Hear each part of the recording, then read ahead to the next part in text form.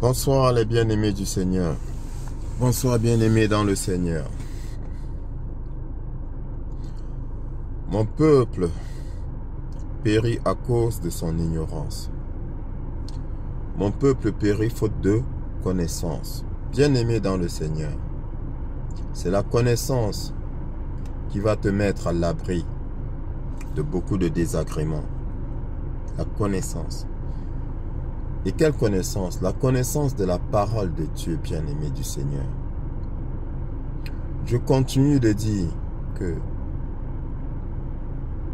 l'un des dons les plus puissants qu'un enfant de Dieu devrait aspirer à avoir, c'est le discernement des esprits. Bien-aimé dans le Seigneur. Pourquoi? Parce que le discernement des esprits a pour fondement la parole de Dieu. Par conséquent, quand tu as le discernement des esprits, il est difficile, très difficile de te tromper. Mais celui qui va s'appuyer sur le don de vision, les rêves, bien-aimé, peut se tromper. Pourquoi? Parce que comme je te l'ai dit, même le diable suscite les visions. Même le diable, bien-aimé dans le Seigneur, peut intervenir dans tes rêves. J'entends beaucoup dire,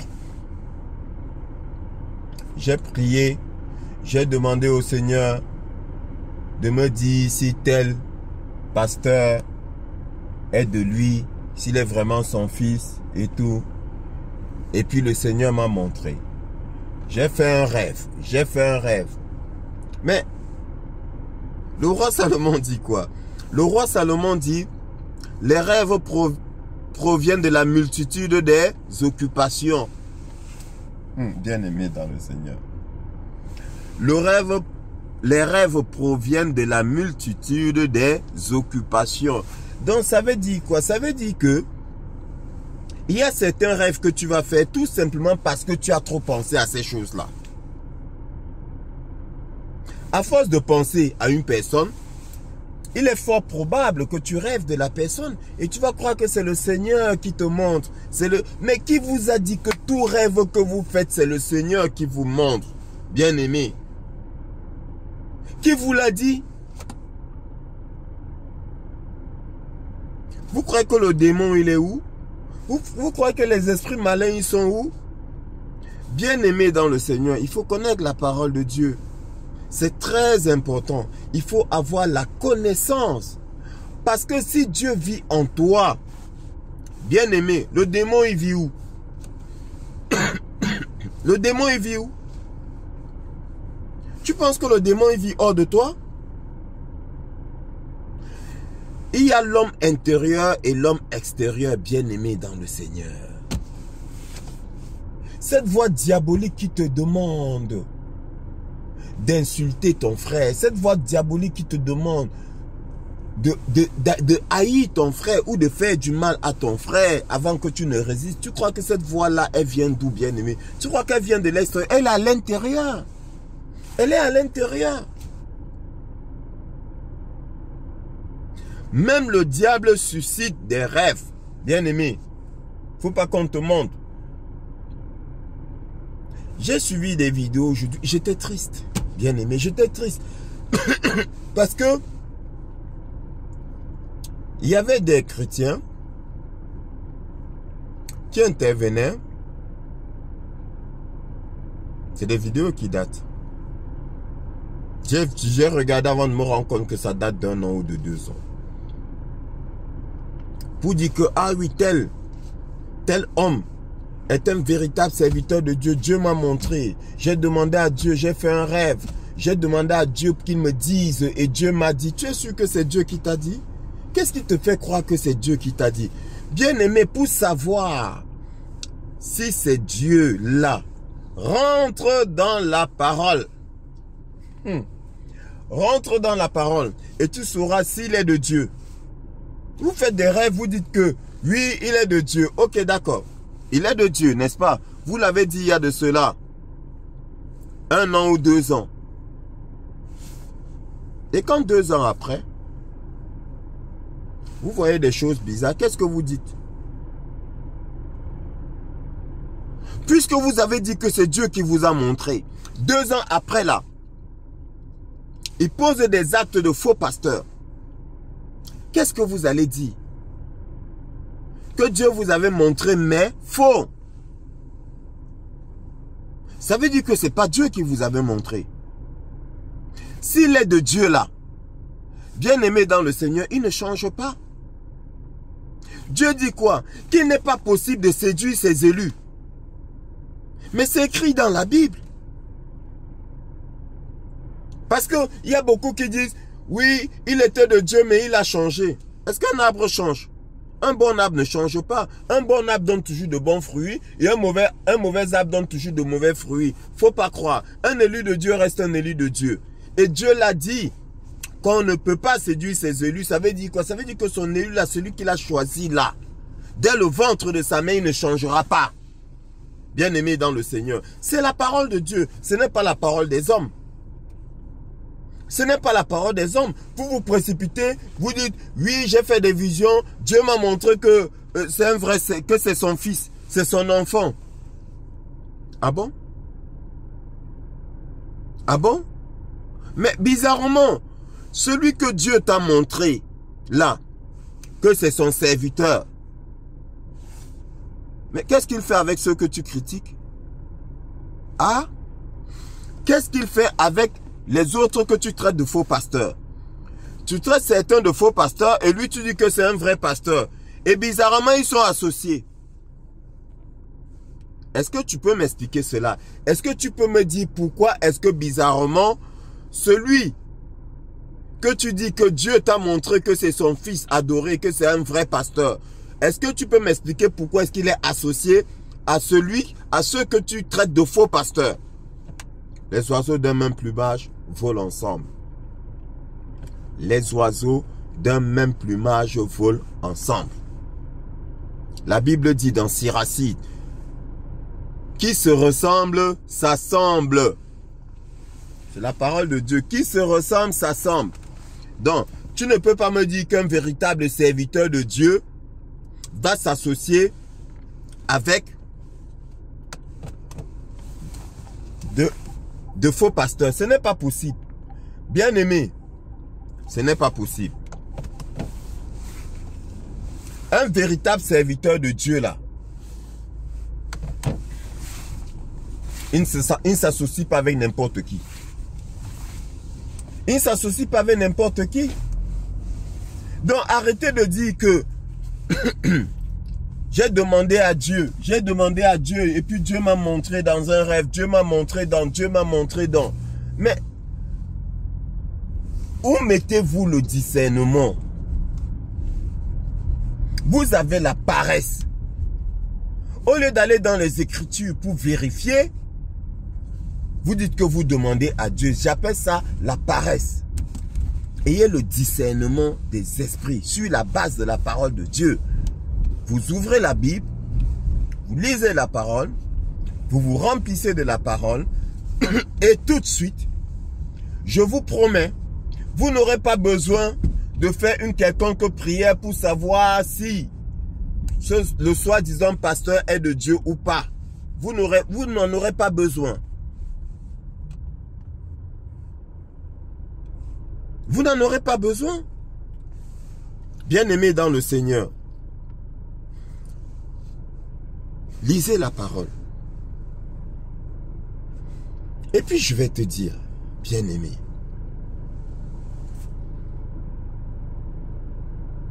quand tu vois, ils font des croisades, ils disent qu'ils ont réussi à réunir 200 000, 500 000 personnes. 500 000 personnes. Bien-aimé dans le Seigneur, je vais te poser une question. Ne le prends pas mal. Ne le prends pas. Ne prends pas ce que je vais dire avec passion. Ne t'énerve pas. Prends, analyse, réfléchis. Pose-toi la question à toi-même. Examine la question. Bien-aimé dans le Seigneur, est-ce que la vérité là, aujourd'hui là, peut rassembler 500 000 personnes? Penses-tu qu'aujourd'hui la vérité peut rassembler 500 000 personnes? Bien-aimé, réfléchis.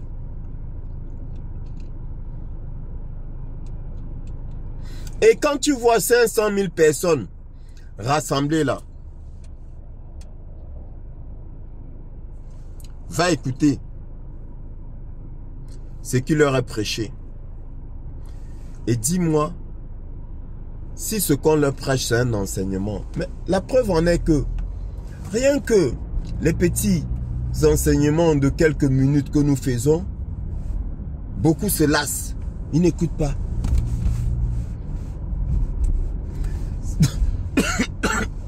La vérité là, c'est quelque chose qui fait mal. Bien-aimé dans le Seigneur. La vérité, c'est quelque chose qui fait mal. C'est quelque chose qui rentre dans ta chair, qui retourne tes intestins là.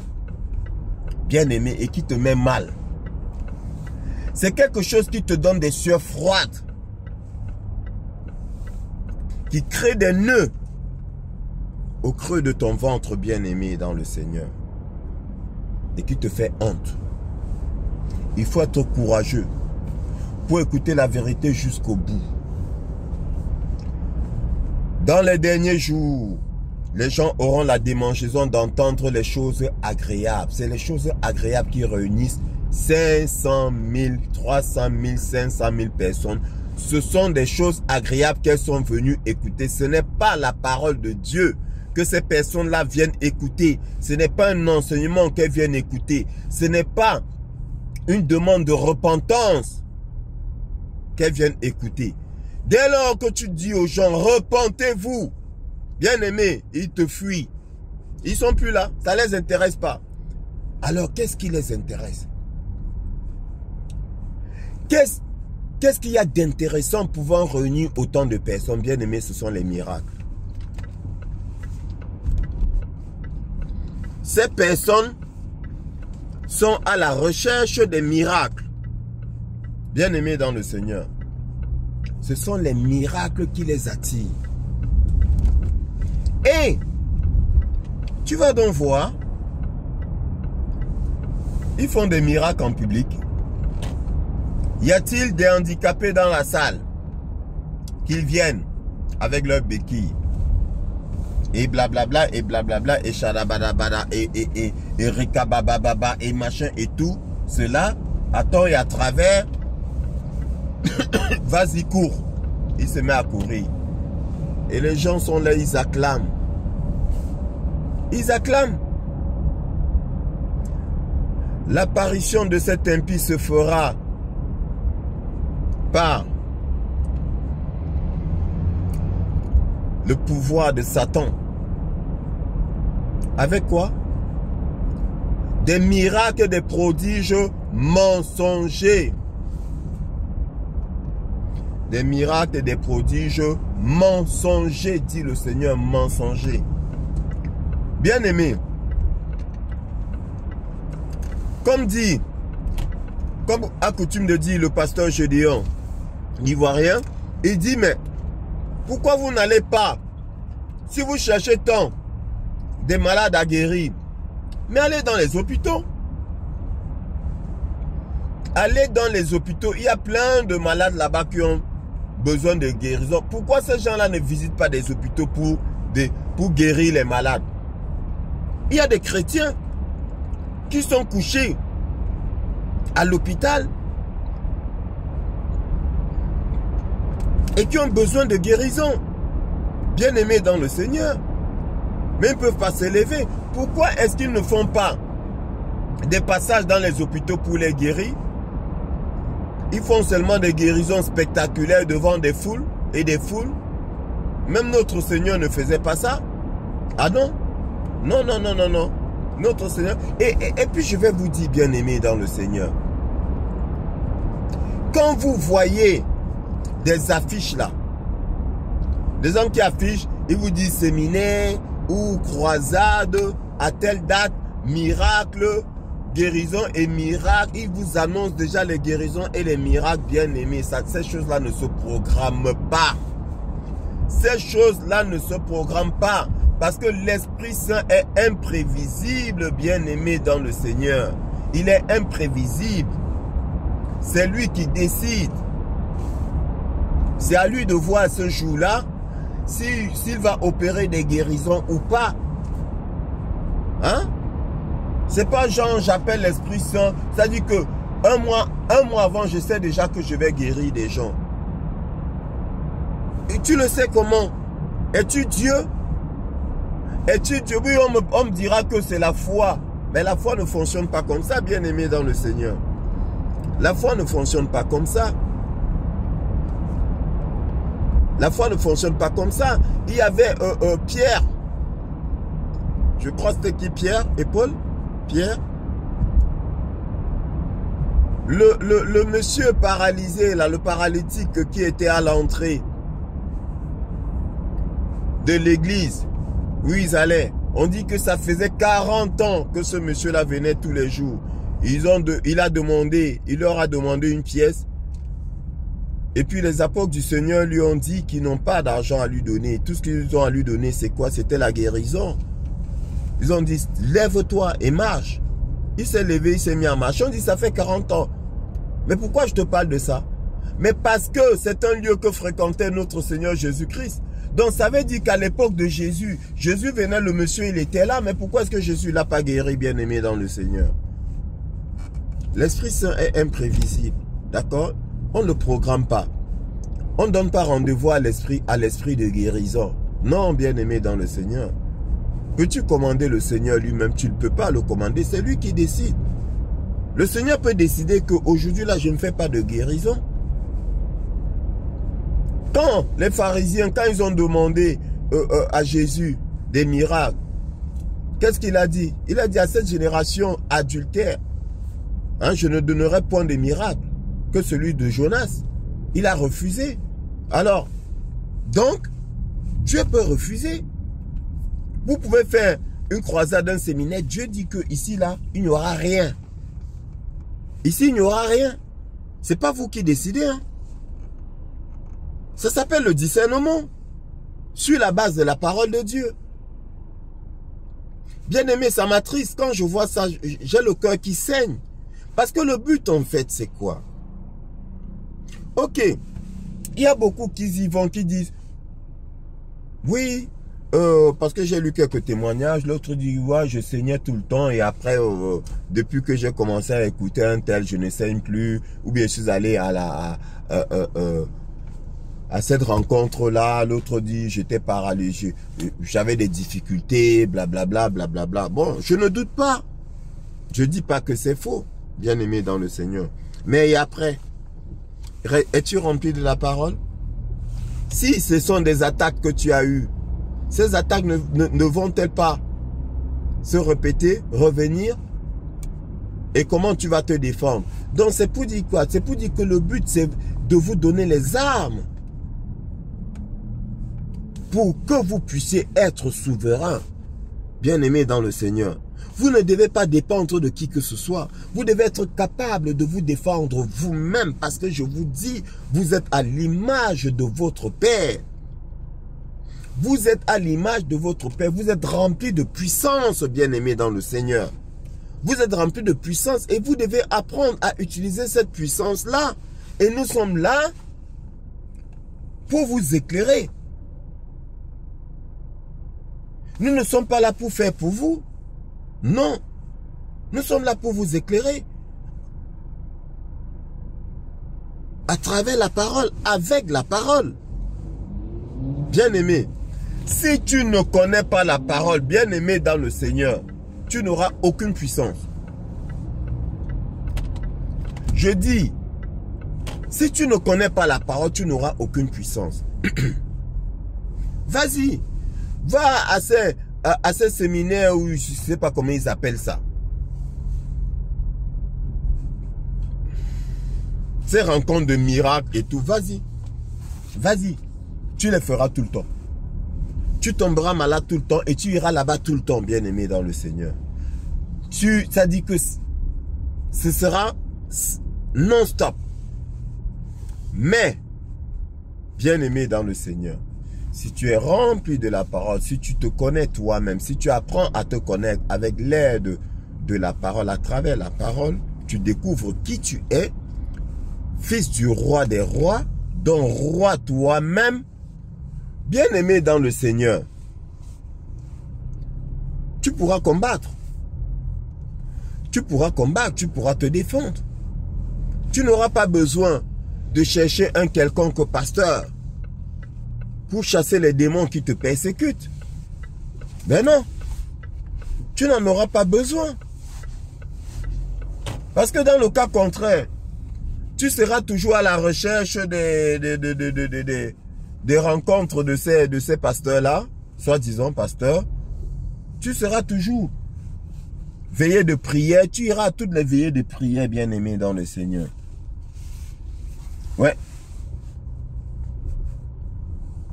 Tu iras à toutes les veillées de prière. Bien-aimé, tu vas te fatiguer. Je te promets, tu vas te fatiguer. Donc, nous, serviteurs du Dieu vivant, nous sommes là pour vous éclairer. Nous sommes là pour vous donner la parole. Nous sommes là pour vous donner la parole, bien-aimés. Pour que, avec la parole, vous puissiez vous défendre. Que vous puissiez vous défendre. Que vous soyez remplis de puissance. Que vous ayez le discernement. Et qu'on ne puisse pas vous tromper. Qu'on ne puisse pas vous séduire. Vous manipuler. C'est ça, bien-aimé dans le Seigneur. Parce que celui-là que vous avez présenté comme un véritable serviteur de Dieu hier, parce que soi-disant Dieu vous a montré, et aujourd'hui, vous le voyez avec des francs-maçons, des pasteurs francs-maçons, Illuminati, vous allez dire quoi? Qu'à l'époque, il était enfant de Dieu. À l'époque, il était vrai serviteur de Dieu. Et que maintenant, il a changé. C'est ce que vous allez dire? Non, je vais vous dire que ce n'est pas Dieu qui vous avait montré qu'il est son serviteur. Vous ne connaissez pas Dieu. Bien, il est Dieu. Vous ne connaissez pas Dieu. Il dit, je t'ai connu avant que tu ne sois conçu. Et je t'ai consacré. Avant que tu ne sortes du ventre de ta mère, je t'avais consacré prophète des nations. Mais bien aimé, ça dit que c'est ta nature, tu ne changeras pas. C'est ta nature, tu ne changeras pas. C'est ce que le Seigneur dit. Ce n'est pas genre, avant, il était un élu de Dieu et après on l'a détourné, il n'est plus un élu de Dieu. Mais qui vous a dit ça? C'est les hommes qui vous trompent. Un élu de Dieu reste un élu de Dieu. Dieu dit qu'on ne peut pas séduire ses élus. Que ceux qui font des miracles mensongers là, Dieu dit, ils peuvent séduire tout le monde. Sauf ses élus. C'est écrit. Donc vous n'allez pas me dire qu'il était élu et maintenant il n'est plus élu. N'importe quoi. Un élu reste un élu. C'est Dieu qui décide. Est-ce que c'est toi qui fais de lui un élu? C'est pas toi qui fais de lui un élu. C'est Dieu qui fait de lui un élu. Et s'il est élu, c'est à vie. S'il est élu, c'est un élu de Dieu. S'il est élu, c'est à vie. Bien-aimé dans le Seigneur. Donc, aspire au don de discernement pour savoir qui est de Dieu. Ne dis pas, je vais mettre mes genoux par terre pour dire à Dieu, Seigneur, montre-moi s'il est toi. Tu n'as pas les yeux pour voir. Tu n'as pas les yeux de l'esprit pour voir s'il est véritablement un serviteur de Dieu. Il faut que tu te tournes vers Dieu pour dire, Seigneur, montre-moi si tel est un élu de Dieu. Mais vous êtes des marabouts à fonctionner comme ça. C'est les marabouts qui fonctionnent comme ça. Dieu t'a déjà parlé. Hein? Dieu t'a déjà parlé à travers sa parole. Mais le diable est très fort. Les voix que tu entends beaucoup là ne sont pas les voix de Dieu. Va dans la parole. Dieu t'a parlé. Et il a mis sa parole par écrit. Va. Et tu vas voir tout ce qu'il t'a dit. Tu vas comprendre tout ce qu'il t'a dit. Et tout ce qu'il t'a dit est valable jusqu'à présent. Oui. La parole ne change pas. Il a dit, elle est éternelle. Le monde passera, mais la parole là ne passera pas. Il t'a déjà parlé. Bien-aimé dans le Seigneur. Ça, c'était mon coup de gueule d'aujourd'hui parce que c'est... Waouh. C'est incroyable. C'est quand même décevant. C'est-à-dire, tu vois des gens qui... Bon, après, c'est vrai que j'avais... C'est pas que j'avais un doute, c'est que je vois que beaucoup sont dans l'erreur. Pourquoi? Parce que quand il y a des gens qui ne sont même pas capables de discerner la vérité de la parole de Dieu, parce que les mêmes qui disent que oui, c'est un vrai pasteur, c'est un bon fils de Dieu, c'est les mêmes qui critiquent certaines pratiques, comme la polygamie. Oui, c'est eux qui disent, ah mais machin, comment un pasteur peut dire que... Beaucoup ont critiqué le pasteur Gédéon. Oui, machin, c'est pas normal, il est faux. Il dit que la polygamie est validée par Dieu. C'est un fils du démon. Mais parce que vous ne lisez pas la parole. Donc quand toi tu dis ça, et en même temps que tu critiques les faux pasteurs, qu'est-ce que tu veux que je dise de toi? Qu'est-ce que tu veux que je dise de toi? J'ai fait un enseignement là-dessus, et puis j'ai eu des remarques. Il y a quelqu'un qui m'a dit quoi? Il m'a dit... Oui, parce que toi, tu vas avoir combien de femmes? Mais le sujet n'est pas là. Le sujet n'est pas là. Le sujet est, Dieu l'a dit ou pas? Bien-aimé dans le Seigneur. C'est ça qui nous intéresse. Hein? C'est ça qui nous intéresse. C'est pas ce que l'un ou l'autre aspire. Non. Ce qui nous intéresse, c'est, est-ce que Dieu l'a dit ou pas? Qu'est-ce que Dieu a dit? Qu'est-ce que Dieu n'a pas dit? Voilà ce qui nous intéresse, bien-aimé dans le Seigneur. Je t'ai dit, la meilleure façon de comprendre la parole de Dieu, d'être rempli de la parole de Dieu, la meilleure façon d'avoir l'esprit ouvert, c'est d'abord de dire Amen à ce que Dieu a dit, même sans comprendre. Tu dis Amen. Dès que tu sais que Dieu a dit Amen, on te montre, c'est écrit Amen. Et après, il va t'expliquer. Mais regarde les disciples du Seigneur. Qu'est-ce qu'on a dit? Quand Jésus a dit à ses disciples que, mais, beaucoup parmi vous, après m'avoir écouté, s'en sont allés. Mais vous, pourquoi vous ne partez pas? Pourquoi vous restez avec moi? Et l'un des disciples lui a dit, Seigneur, tu as la parole de... à qui irons-nous? À qui irons-nous? Tu as la parole de la vérité. Donc ça dit que eux, ils disaient Amen. Même sans comprendre. La preuve en est que quoi? La preuve en est que, il est écrit quoi? Il est écrit que le Seigneur parlait en parabole. Et dans le secret, il expliquait à ses disciples ce qu'il disait. C'est-à-dire qu'ils ont suivi Jésus comme des moutons. Même sans comprendre. Ils ont suivi le Seigneur même sans comprendre. C'est le Seigneur qui, après, dans le secret, leur expliquait les mystères de la parole. Et la preuve en est que, avant de les envoyer en mission après sa résurrection, qu'est-ce qui est écrit? Il est écrit, il leur ouvrit l'esprit afin qu'ils comprissent les Écritures. Donc leur esprit n'était pas ouvert, donc ils ne comprenaient même pas les Écritures. Mais ils étaient avec le Seigneur. Ils l'avaient accepté, bêtement, moutonnement. Ils avaient dit Amen. Et c'est ce que je te demande. Tu parles de la polygamie à quelqu'un. Exode 21, 10. Si un homme prend une autre femme, il n'enlèvera rien à la première, ni à la nourriture, ni aux vêtements, ni aux droits conjugaux. C'est écrit. Tu dis Amen, point barre. Mais on ne te demande pas d'être polygame. Non. Qui te demande d'être polygame? Libre à toi. Mais ne critique pas celui qui est polygame. On ne te demande pas non plus d'être monogame. On ne te demande pas non plus d'être marié ou d'être célibataire. Libre à toi. Mais ne dis pas que l'autre fait mal. Par rapport à quelque chose qui n'est pas interdit par le Seigneur. C'est tout simplement ça, bien-aimé dans le Seigneur. C'est tout simplement ça. Mais vous venez, on vous parle, vous venez critiquer. Est-ce que c'est moi que vous critiquez? Vous vous rendez même pas compte que c'est pas moi que vous critiquez. C'est pas moi que vous contestez. C'est Dieu que vous contestez. Parce que je dis ce qui est écrit. Maintenant, si ce n'est pas écrit là, viens me dire que mon frère, ce que tu as dit là, n'est pas écrit. Et on va aller ensemble vérifier. Bien-aimé dans le Seigneur.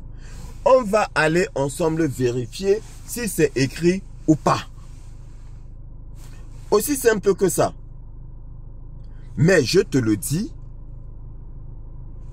je me rassure que ce que je dis est écrit avant de te le dire. En tant que serviteur de Dieu. Parce que en tant que serviteur de Dieu, nous devons rester dans la vérité. Et comme j'ai dit, je mets au défi quiconque de venir contester ce que je dis. Et je vois que beaucoup sont prudents. Et ils ont raison d'être prudents. Et après, qu'est-ce que je dis? Mes frères et mes sœurs qui ont le même esprit comme moi, que moi, diront Amen. Parce qu'ils vont se reconnaître là-dedans. C'est tout. C'est tout. Toi qui viens dire que ce que je dis n'est pas vrai, c'est ton problème avec le Seigneur.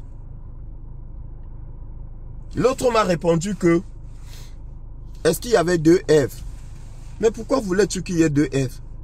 Donc, comme il n'y avait pas deux Èves, c'est la preuve que la polygamie est interdite. Mais pourquoi Dieu dit donc que si un homme prend une autre femme, pourquoi est-ce qu'il réglemente? Mais je ne comprends pas. Parce que vous n'aimez pas la parole. Ceux-là n'aiment pas la parole. Ils pensent qu'ils sont de Dieu. Non, vous n'êtes pas de Dieu. Vous n'aimez pas la parole. Celui qui aime la parole dit Amen. Dès qu'il reconnaît que le Seigneur a dit, il dit Amen. Et s'il ne reconnaît pas, qu'il aille dans la Bible. Vous avez Internet, vous avez Google, vous tapez. Et ça vous dira si c'est dans la Bible ou pas. Oui, tout comme j'ai fait un petit exercice l'autre jour et j'ai dit que je devais vous en parler. Je prends le mot amant. D'accord? On dit c'est des amants. Je tape amant, Bible. Ça n'existe pas dans la Bible. Ça, c'est la création des hommes. Par exemple, donc vous tapez, Internet va tout vous dire. Arrêtez de contester la parole de Dieu. Un serviteur de Dieu dit les paroles du Seigneur. Ce ne sont pas ses propres paroles. Parce que l'esprit qui l'anime, c'est l'esprit de Dieu. Le Seigneur Jésus-Christ dit quoi? Je m'en vais au Père et je vous enverrai le Consolateur, l'Esprit Saint, l'Esprit de Dieu, qui parlera de moi, Jésus. Donc l'Esprit de Dieu en nous parle de Jésus, qui témoignera de moi. L'Esprit de Dieu en nous témoigne de la parole, parle de la parole, point bas, c'est tout, terminé. Après que tu l'appliques ou pas, le problème il n'est pas là. Le problème il n'est pas là. Le problème est d'accepter, de dire Amen. Tu dis Amen, après tu verras. Donc, tu me dis que, est-ce qu'il y avait deux Èves? Ok, d'accord. Il n'y avait pas deux Èves. Mais d'où viennent les peuples de la terre? N'est-ce pas de la seule Ève? C'est de la seule Ève que vient toute l'humanité, bon comme méchant. Et c'est ce qui est écrit. Et c'est pour cela que Adam l'a appelée Ève. Quelle est la mère de toutes les créatures? Bonne comme mauvaise, bonne comme méchante. Parce que d'elle est sorti les fils du démon et les fils de Dieu. Caïn était du malin et Abel était de Dieu. D'accord? Bon, maintenant, je vais te poser une question. Comment se fait-il que d'une seule femme, que la terre ait pu être peuplée? Est-ce que toi, aujourd'hui, là, tu peux épouser ta soeur? Tu ne peux pas épouser ta soeur. Mais comment ils ont fait donc avant? Mais parce qu'avant, cela était possible. On pouvait coucher avec sa soeur. Et c'est comme ça que Caïn a épousé, s'est marié avec sa soeur. Caïn a fait des enfants avec l'une de ses sœurs. Et c'est après que Dieu a réglementé. C'est après que Dieu a réglementé. Parce que sinon, Dieu aurait créé 2 Adam et 2 Ève. Comme ça, il n'y a pas d'inceste. Mais, donc, bien aimé, je vais te dire, comme j'ai répondu à celui-là, j'ai dit à celui-là, écoute, va poser la question à Dieu, va voir ça avec Dieu. Moi, ces choses-là, je ne suis pas là-dedans. Je dis ce qui est écrit. Je t'enseigne ce qui est écrit. Et je t'aide à comprendre ce qui est écrit. Point barre. Le reste là, si ça t'embête là, si la polygamie t'embête là, va voir avec Dieu. Il y a une autre, de façon légitime, qui m'a dit qu'elle a vécu là-dedans et que ça a créé tellement de dégâts. Je lui ai répondu qu'il n'y a pas que la polygamie qui crée des dégâts. Ce n'est pas la polygamie qui crée des dégâts. Non, c'est le polygame qui crée des dégâts et non la polygamie. Donc c'est l'homme. C'est l'usage, la façon dont on utilise. C'est comme une voiture. Une voiture est inoffensive, mais tu donnes la voiture entre les mains d'un fou et il peut tuer des dizaines de personnes. Le couteau posé là en cuisine, est-ce qu'il est dangereux? Le couteau utilisé pour découper les légumes là, est-ce que véritablement il est dangereux? Non, il n'est pas dangereux. Mais tu donnes entre les mains tu mets entre les mains d'un fou, il devient dangereux. Est-ce pour autant qu'on va proscrire le couteau? C'est une question d'usage. Et c'est pour cela que c'est réglementé la polygamie. La polygamie n'est pas faite pour tout le monde. La polygamie, je vais même te surprendre, la polygamie est faite pour les hommes sages. Si tu regardes dans nos cultures, parmi nos parents, nos grands-parents, les polygames, les vrais polygames là, c'était des hommes sages. Mais vous croyez que Dieu est fou? Don de grâce. Ne venez pas contester ce que nous ne faisons que répéter. Contester nos pensées. Contester les pensées humaines. Et non les pensées suscitées par l'Esprit, dont les pensées, par l'Esprit Saint, dont les pensées de Dieu. Si vous contestez ces pensées-là, c'est Dieu que vous contestez. Et je vous appelle fils de la rébellion. Aussi simple que ça. Ne soyez pas paresseux, bien-aimés. Ne soyez pas paresseux. Allez lire la parole. Et quand vous serez rempli de la parole, je vous le répète, on ne pourra pas vous manipuler. Quand vous serez rempli de la parole, le sorcier là, il va fuir. Vous n'aurez pas besoin d'appeler le pasteur pour qu'il prie pour vous. Mais c'est quoi cette histoire-là? Vous aimez partir pour qu'on prie pour vous. Mais priez vous-même. Oui, d'accord, on peut s'associer pour prier parce que en fait, le but c'est quoi? Ça dit que c'est pas que je dois prier pour toi. Nous devons prier ensemble pour que ça te motive, pour que ça renforce, comment je vais dire, ta volonté, ta foi. En fait, c'est ça. Et c'est pour cela qu'on va en église, pour être en communauté, pour se sentir un peu plus fort, pour se sentir rempli de puissance, pour se sentir rempli de volonté, voir sa foi s'affermir. Tout simplement. Mais si tu es capable de le faire toi-même, gloire à Dieu. Gloire à Dieu. Si tu es capable de le faire toi-même. Parce qu'il y a beaucoup de loups ravisseurs ici dehors. Il y a beaucoup de gens qui vont se faire baptiser, mais ils se font baptiser par des faux pasteurs. Donc du coup, qui les remplissent de démons. Qui les remplissent de démons. Ou bien qui aspirent leur chance, leur énergie, leur étoile. Qui volent leur étoile. Bien-aimé dans le Seigneur. Donc voilà. C'est la parole qui va te mettre à l'abri. Bien-aimé. Et rien d'autre. C'est pas les croisades là, les veillées de prière et tout cela. Des trucs où qui réunissent 200 000, 300 000 personnes. Tout ce monde-là, qu'est-ce qu'ils recherchent? Ils recherchent des miracles. Ils recherchent des miracles. Ce n'est pas la parole qu'ils recherchent.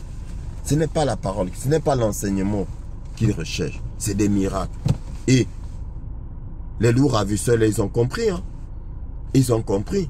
Ils vous manipulent. Et l'autre va dire, ouais mais c'est un vrai fils de Dieu parce que lui ne demande pas de l'argent. Ah bon, c'est parce qu'il ne demande pas de l'argent que c'est un vrai fils de Dieu, que c'est un vrai serviteur de Dieu. Mais c'est subtil. C'est subtil. Il peut s'arranger à ce que tu lui donnes de l'argent sans qu'il ne t'en demande.